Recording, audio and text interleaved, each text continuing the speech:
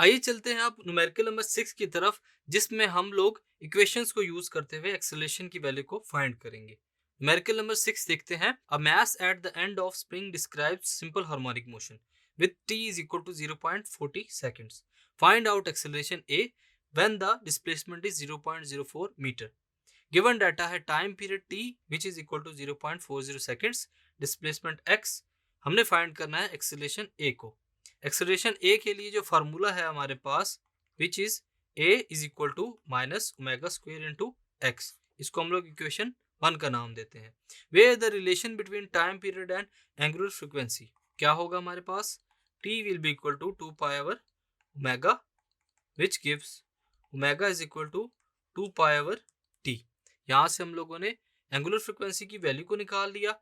Putting values को put करते हैं, we get omega which is equal to 2 multiply by 3.14 divided by 0.40 seconds which gives 6.28 divided by 0.40 after calculation. So omega will be 15.7 per second. ये है हमारे पास angular frequency. Putting this value in equation 1, putting the value of angular frequency in equation 1, equation 1 में put करेंगे।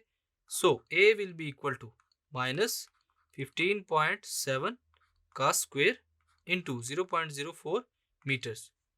Solve करेंगे तो हमारे पास वैल्यू आएगी माइनस 9.86 मीटर पर सेकेंड का स्क्वायर।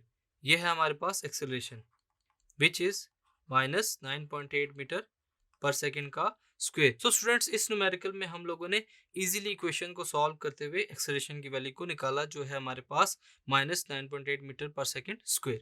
Thank you.